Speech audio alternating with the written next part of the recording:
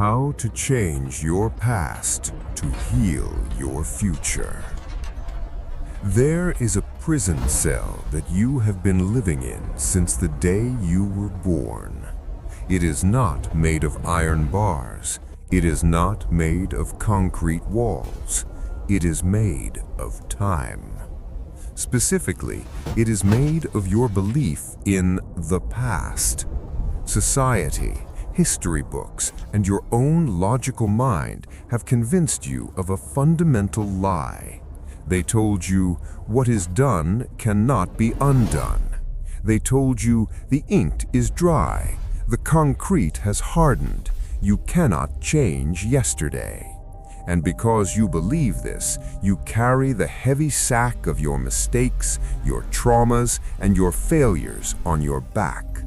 You walk into the future looking backwards. You define yourself by what happened to you, not by who you are. I am divorced. I am a dropout. I was abused. I failed that business. You wear these scars like tattoos, believing they are permanent markings of your identity.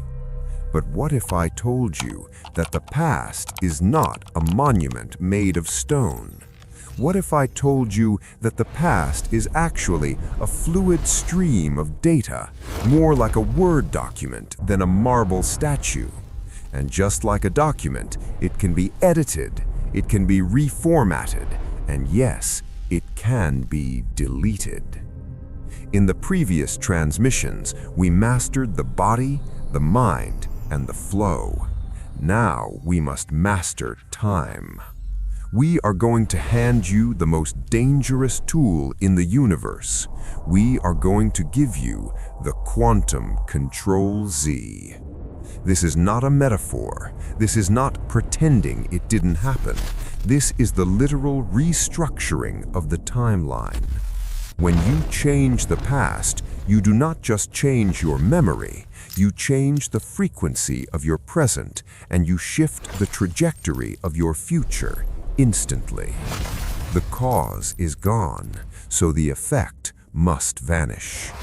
You are not a victim of history. You are the editor of it. It is time to pick up the pen and rewrite the script. Stop for a moment.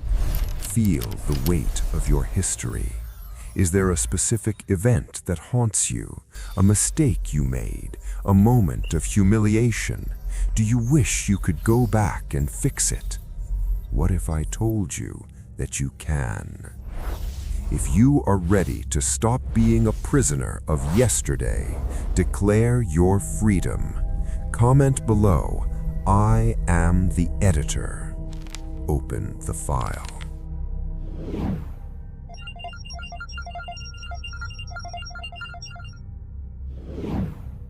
Before we get into the spiritual technique, we must look at the hard science.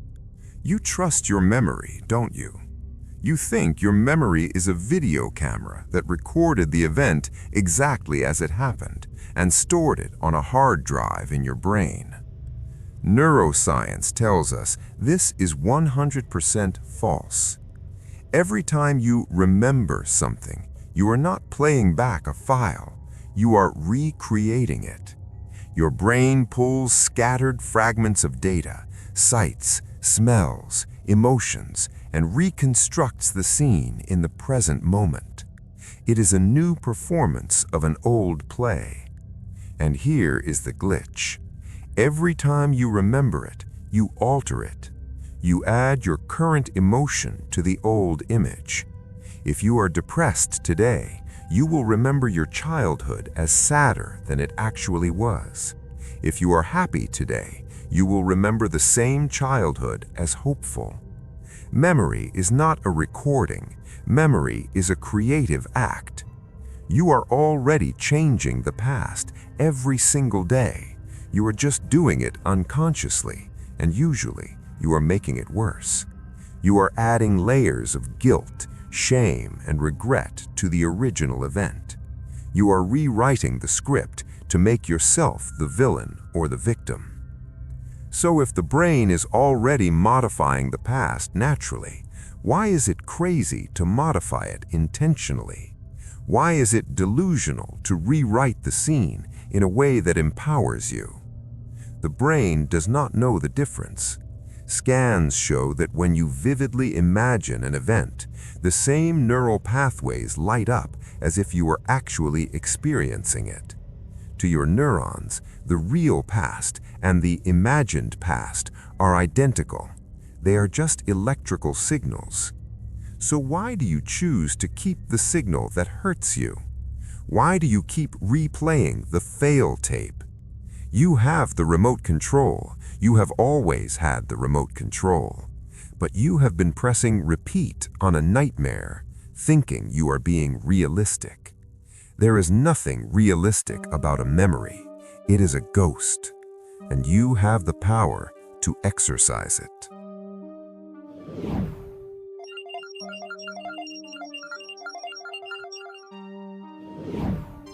Chapter 2. The Fourth Dimension, the Block Universe. Now, let's go deeper into the quantum physics of time. Einstein taught us that time is not a straight line moving from left to right. Time is a space-time continuum. Imagine a loaf of bread. One slice is the past, one slice is the present, one slice is the future. But the loaf exists all at once. This is called the block universe theory. In the block universe, the dinosaurs are still roaming the earth in their slice. You are being born in your slice. You are dying in your slice. Everything is happening now. The only thing that moves is your consciousness. Your consciousness is like a spotlight shining on one slice of bread at a time. When you shine the light here, you call it the present. When you move the light forward, the previous slice goes dark. You call it the past. But just because the room goes dark doesn't mean the furniture disappears. The past still exists, it is just not illuminated. And because it still exists, it can be rearranged. When you use the technique of revision, you are not changing the physical events in the dead 3D world, the burnt toast. You are shifting your consciousness to a parallel slice of the loaf where the toast did not burn. You are sliding between timelines. Quantum mechanics tells us that particles exist in a state of probability until they are observed.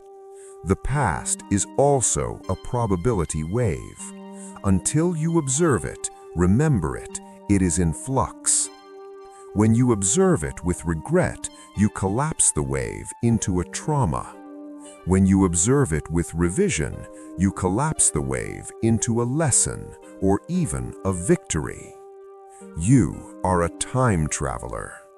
You travel to the past every time you close your eyes. The problem is, you are a bad time traveler. You go back, get beat up by your old memories, and come back to the present bleeding. It is time to go back as a conqueror. It is time to go back and save your younger self. Do you feel the shift in perspective? Do you see that yesterday is just a story you are telling yourself today? If the story is hurting you, why are you still telling it? Change the narrator. Comment below, I changed the story.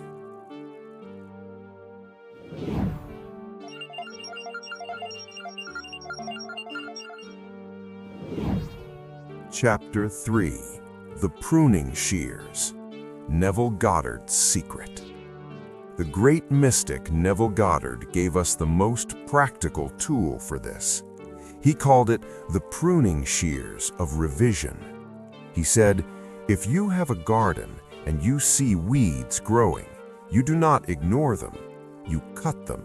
You prune the plant so it grows in the shape you want. Your mind is a garden. Your memories are the plants. If you had an argument with your partner this morning, that is a weed. If you dwell on that argument all day, you are watering the weed. Tomorrow, the weed will be bigger. The resentment will be stronger. The relationship will suffer. Most people let their garden become a jungle of thorns. They say, well, that's just what happened.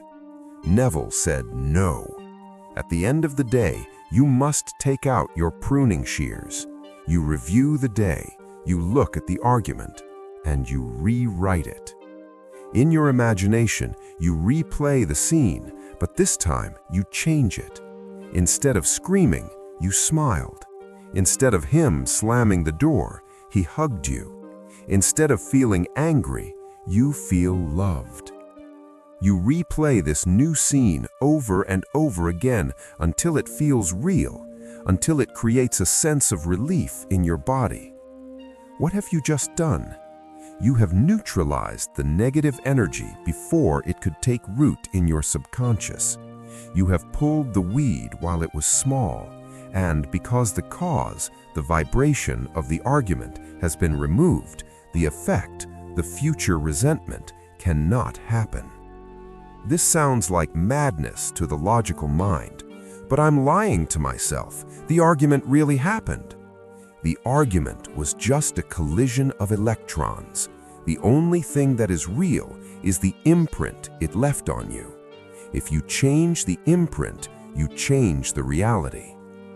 Neville shared stories of people who revised bad medical diagnoses, revised failed job interviews, revised letters of rejection, and mysteriously, the physical reality shifted to match the revision.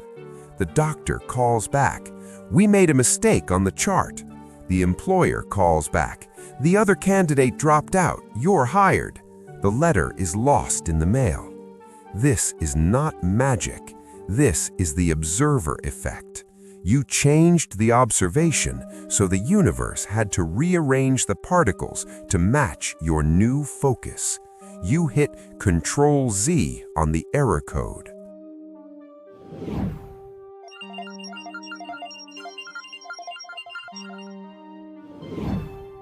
Let's talk about the scope of this power. It is not just for small things like a daily argument. It is for the deep, dark wounds, the core traumas. Many of you are stuck in a loop of why. Why did my father leave? Why was I bullied? Why did I lose that money? You think that if you analyze the past enough, you will find peace. But analysis is paralysis. You are just dissecting a corpse. It smells. Revision is not analysis. Revision is resurrection.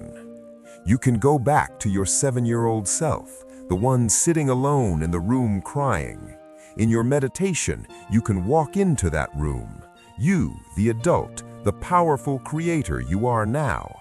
You pick up that child, you hold them, you tell them, "I am here, you are safe, you are not alone."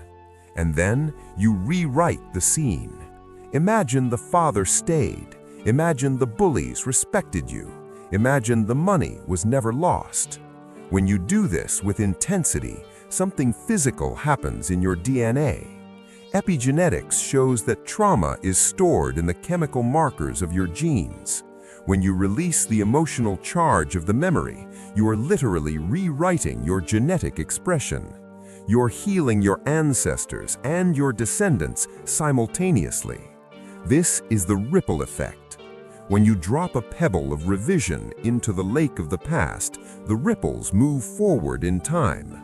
They wash over your present. They wash over your future. You might wake up the next morning and feel lighter. The chronic pain in your back disappears. The anxiety that you've had for 20 years vanishes. Why? Because the event that caused it no longer exists in your frequency. You cut the anchor chain. The boat is free to move.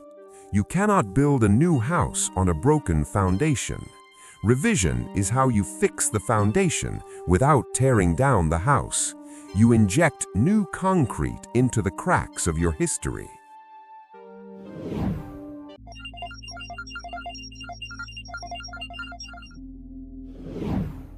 Chapter 5.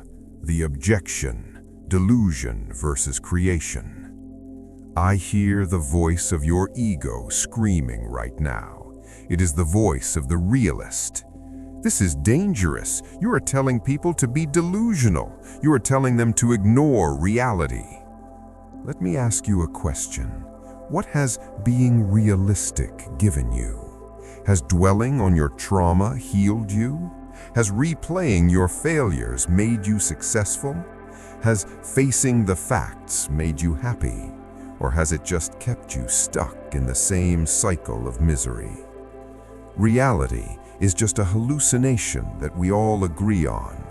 If you are poor and you keep agreeing with the reality of poverty, you will stay poor. If you are sick and you keep agreeing with the reality of sickness, you will stay sick. To change reality, you must, by definition, be unrealistic. You must see what is not there. You must believe what has not happened yet. Every great inventor, every artist, every visionary was called delusional. They imagined a world that did not exist, and because they held that vision, the world changed. Revision is just applying that visionary power to your own timeline. It is selective amnesia. It is intentional creation. You have a choice. You can be a historian, recording the misery of the past, or you can be a prophet, writing the glory of the future, but you cannot be both. To write the new chapter, you must erase the typos of the last one. The ego wants to be right. The soul wants to be free. Do you want to be right about your pain, or do you want to be free from it?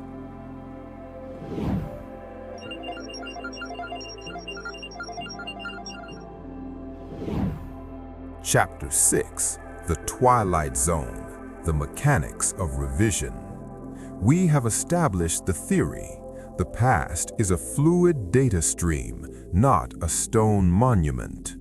But how do you actually edit the file? You cannot just sit at your desk in the middle of the day, stressed and distracted, and expect to shift timelines. You need to access the command line of your subconscious mind. You need to enter the Twilight Zone. The Twilight Zone is that magical window of time between being awake and falling asleep. Scientists call this the hypnagogic state. In this state, your brain waves slow down from beta, alert, to alpha and theta, drowsy. Theta is the frequency of hypnosis. Theta is the frequency of reprogramming. In this state, the critical factor, the guard at the gate of your subconscious, goes on a break. The logic that says this is impossible falls asleep, but the awareness is still awake. This is the sweet spot. This is where the surgeon operates. If you try to revise your past while you are wide awake, your logic will fight you. It will scream, "You are lying. That didn't happen." But in the Twilight Zone, the subconscious is compliant. It accepts whatever image you feed it as absolute truth. Neville Goddard called this SATS, state akin to sleep. He taught that this is the only time you should be doing the heavy lifting of spiritual work. Do not waste your energy fighting your mind during the day. Wait for the night. Wait for the surrender. Here is the protocol. I want you to memorize this. I want you to make this your nightly ritual for the rest of your life. Step 1, the review. Lie in bed, close your eyes, turn off the lights, put down the phone. Before you drift off, rewind your day. Start from the moment you got into bed and go backwards to the moment you woke up. Do not judge it, just watch it like a movie on fast forward. Step 2, the selection. Identify the glitch. Find the moment that lowered your vibration. Was it a rude comment from a coworker? Was it a bill that arrived in the mail? Was it a feeling of loneliness? Isolate that scene. Freeze the frame. Now, become the director.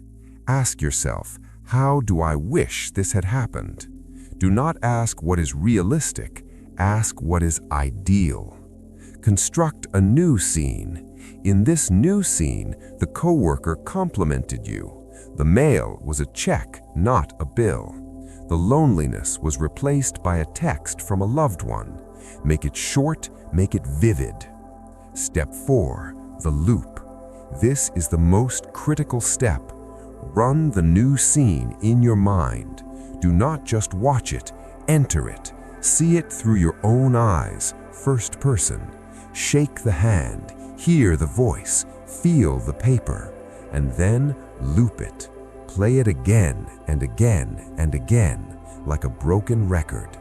With each repetition, the scene becomes more solid, the sensory details become sharper, the fake feeling begins to fade, and the natural feeling takes over. Step 5, the sleep. Loop this new scene until you drift off into unconsciousness. Let this be the last thing your conscious mind touches before it hands the baton to the subconscious. If you fall asleep doing this, you have successfully planted the seed. For the next 8 hours, while you sleep, your subconscious will be working to harden this new data into your reality. You will wake up the next morning, and the heavy emotion of the previous day will be gone. You will feel indifferent. That indifference is the sign of success. The trauma has been neutralized. I challenge you. Tonight, do not go to sleep with the day's garbage in your mind. Pick one small thing to revise, just one. Prove it to yourself. Are you willing to try the experiment? Comment below, I edit before I sleep. Take control of the night.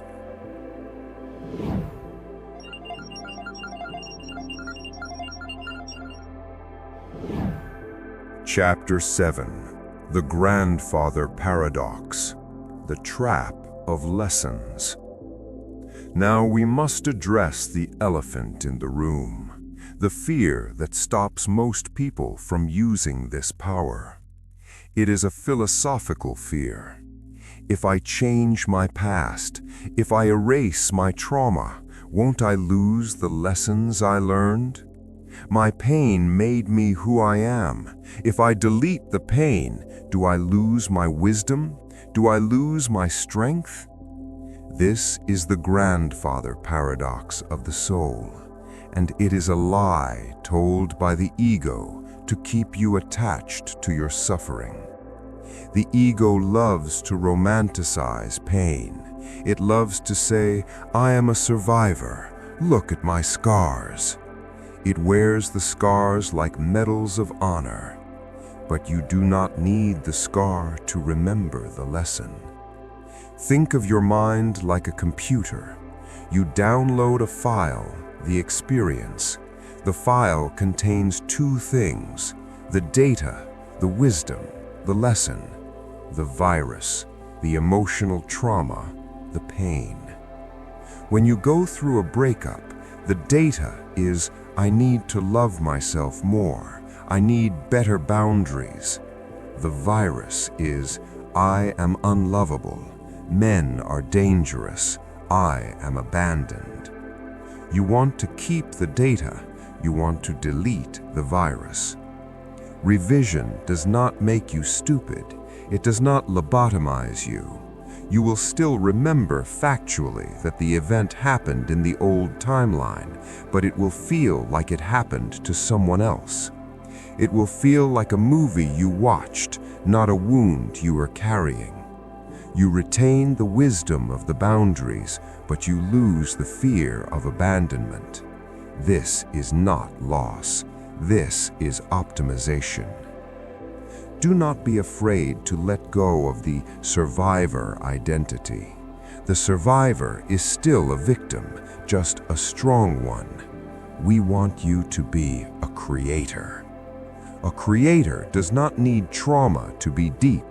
A creator does not need pain to be wise. You can learn through joy. You can learn through observation.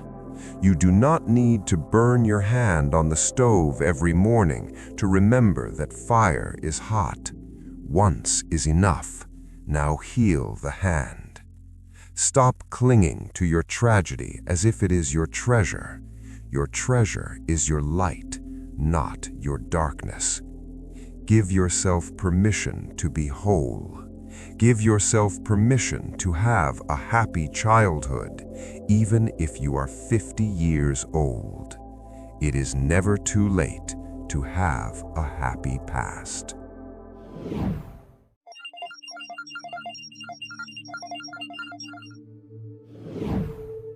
Chapter 8. Quantum Jumping. The Identity Shift. Once you master the daily revision, the pruning shears, you are ready for the advanced level.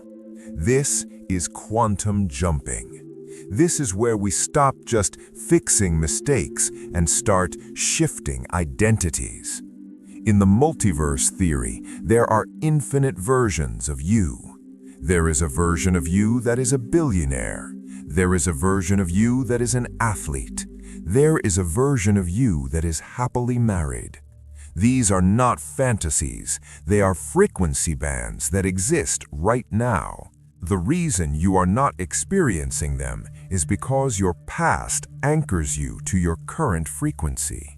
Your story says, "I have always been poor," so you stay on the poor timeline.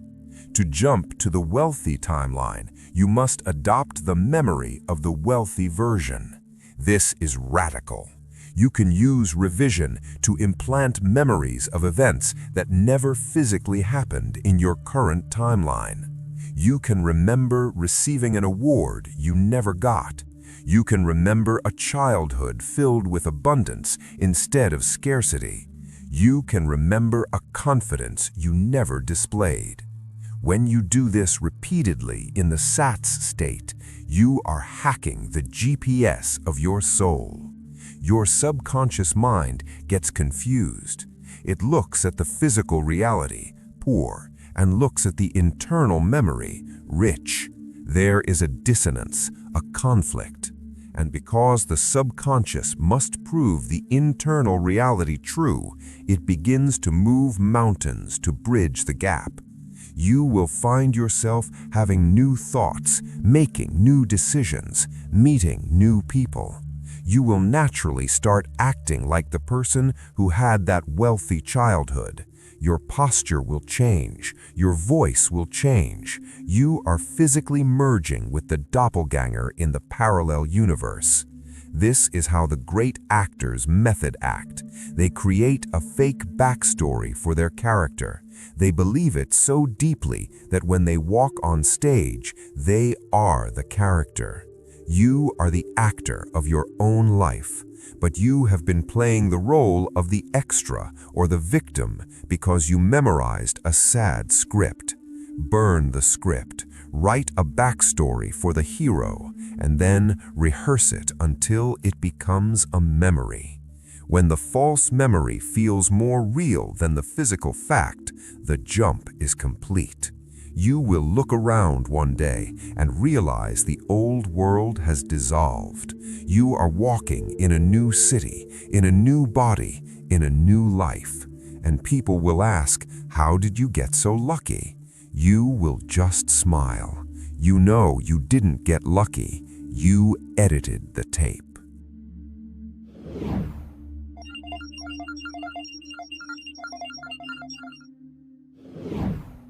Chapter 9. The Golden Rule. Revising Others. We cannot speak of this power without speaking of responsibility. Can you use revision on other people?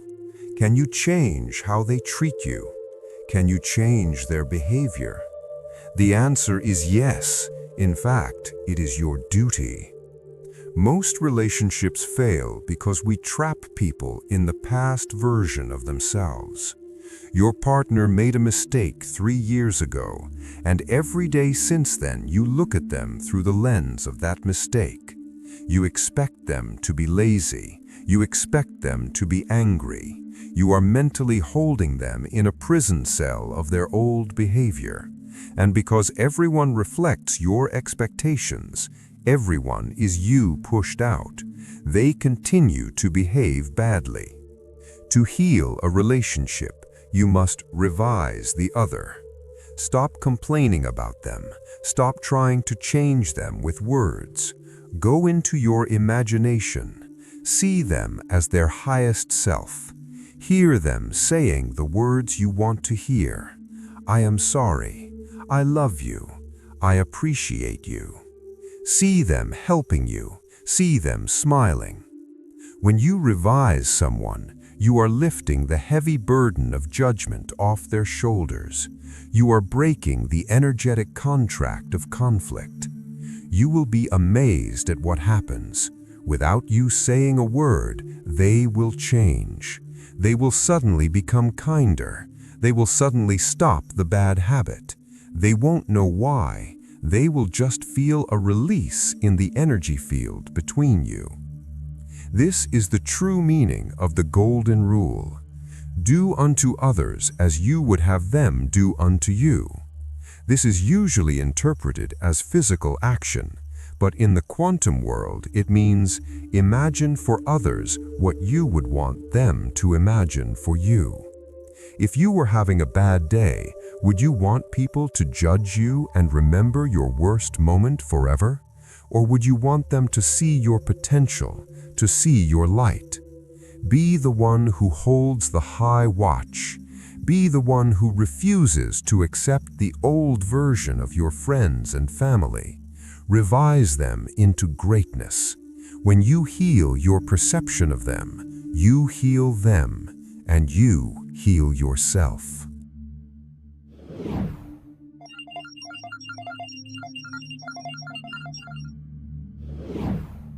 Chapter 10. The Final Liberation. Breaking the Chain. We have reached the end of this transmission and the end of this phase of your awakening. You now hold the keys. You know that your body is an instrument. You know that your mind is a garden. You know that time is a malleable illusion. You know that effort is resistance. And now you know that the past is just a draft. You are no longer a slave to cause and effect. You are the cause. You are no longer a prisoner of history. You are the author. The Matrix wants you to live in a straight line, born, work, suffer, die. It wants you to carry your baggage from station to station, getting heavier and heavier until you collapse. But you have stepped off the train. You have realized that the tracks can be moved. Look at your life today. Look at the things you thought were impossible to fix. The broken marriage, the lost fortune, the chronic illness, the deep regret. Look them in the eye and say, this is just data, and data can be changed. Do not accept the facts of your life if they do not serve your soul. Facts are for the sleeping. Truth is for the awakened. The truth is that you are infinite consciousness experiencing a temporary game. And in this game, you have access to the source code. Use the pruning shears. Cut the dead branches every single night. Keep your garden clean. Keep your memory pure. Do not let the weeds of yesterday choke the flowers of tomorrow. This is the ultimate freedom, to be able to say, I remember it differently, and to have the universe agree with you. Go forth, editor. The ink is never dry. The book is never finished. Write a masterpiece. Now, before you close this file, you must sign your new contract with the universe. Do not walk away from this transmission as the same person who clicked on it. Leave the old version of you in the comments section as a gravestone. If you are ready to delete the old timeline and take control of the pen, declare your new role. Type the words, I am the editor. Claim your power. Rewrite your story.